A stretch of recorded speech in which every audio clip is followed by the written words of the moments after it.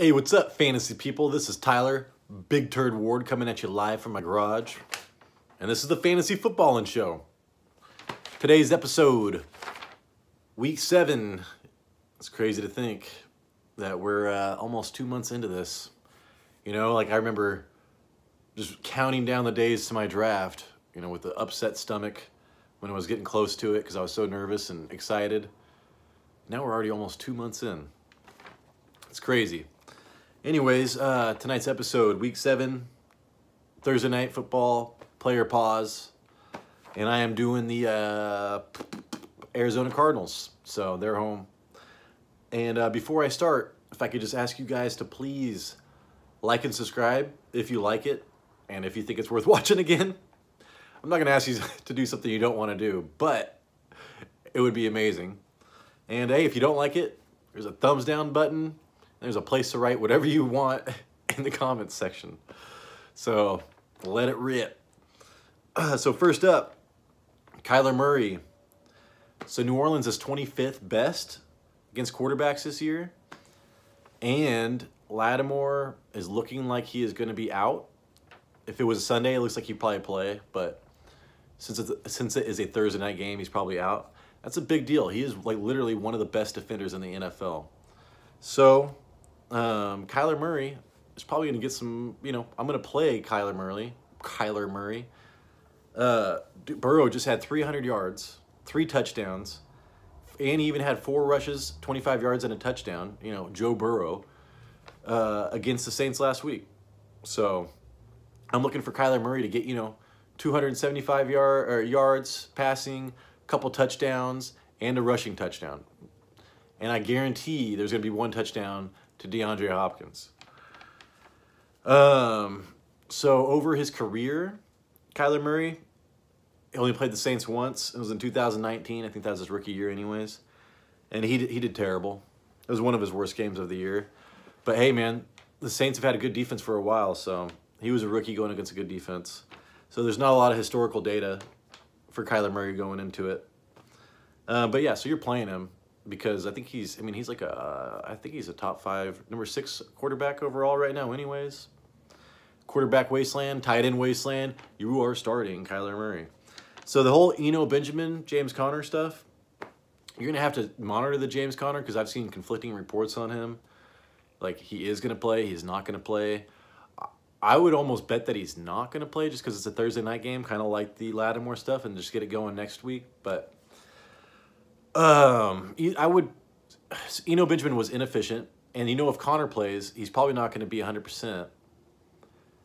So, I don't want to say this. I would still play Benjamin in your flex. He's worth the flex if Connor doesn't play. But if Connor does play, I'm pausing on both those dudes because it's probably going to be a 50-50 split, something like that, and Connor would need a touchdown, to be a startable player. Went 15 for 37. He did catch 3 passes last week versus Seattle, but very inefficient. But they were in Seattle, harsh environment. And then Joe Mixon against the Saints last week had one of his most efficient games, 8 for 45, that's 5.5 yards a carry. And he caught, 4 for 23 with a touchdown. So there's production for the running backs here. It just kind of depends on who's playing. If James Conner's health, it depends on James Conner's health. But even if he starts, I'd be afraid. I'd still pause him. Next up, DeAndre Hopkins. First game back. New Orleans is 29th best against wide receivers. They're giving up a lot of points to wide receivers. Hollywood Brown just went down, dude. It's like perfect timing. Terrible for Hollywood Brown. I feel bad for him. Well, he's a millionaire. But perfect timing for, DeAndre Hopkins to take over the #1 role again. And, he's a touchdown machine. He is a short yardage machine.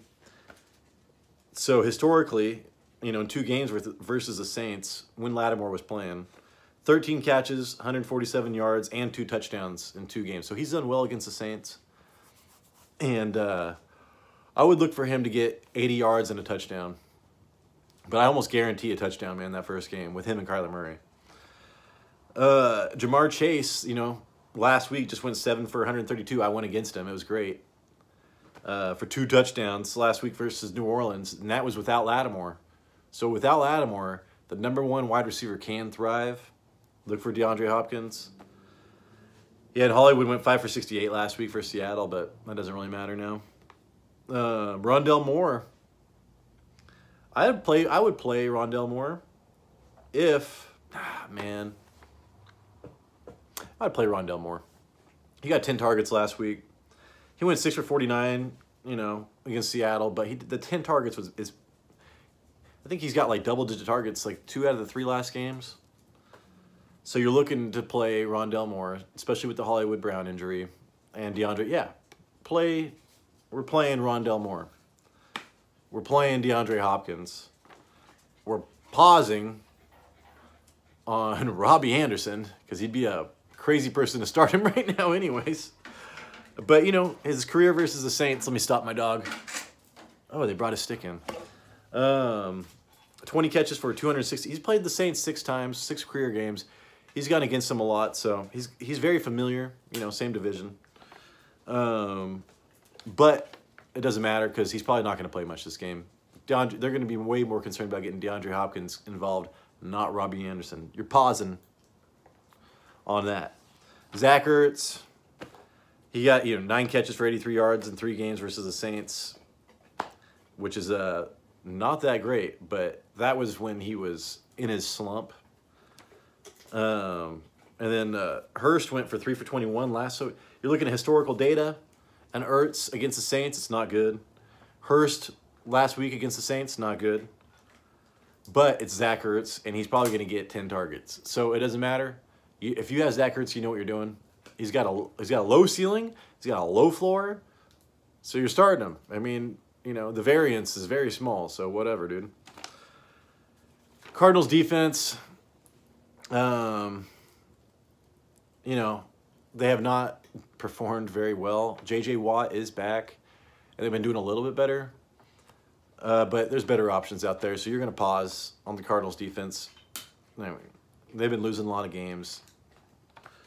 It's not good. Their offense has not been putting them in good positions. I just wouldn't mess with the Cardinals defense.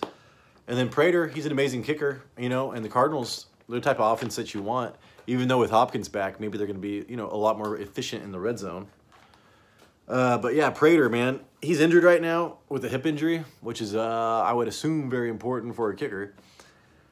So yeah, you want to monitor Prater, but if he plays, dude, play him because it's fun to have people playing on the Thursday night. So that is the video. I hope you liked it. And if you did, like it. If you don't, dislike it. And I will see you. Oh, man, you better tune in for our next episode. Friday night, Jason and I was drinking alone last time. I think we're going to make it a thing. You know, beer time takeaways. It would have been amazing talking about these last couple of games because they were the worst games ever created. But we're going to start this week. It should be fun. So tune in on Friday. It's going to be amazing. See you guys later. Good luck.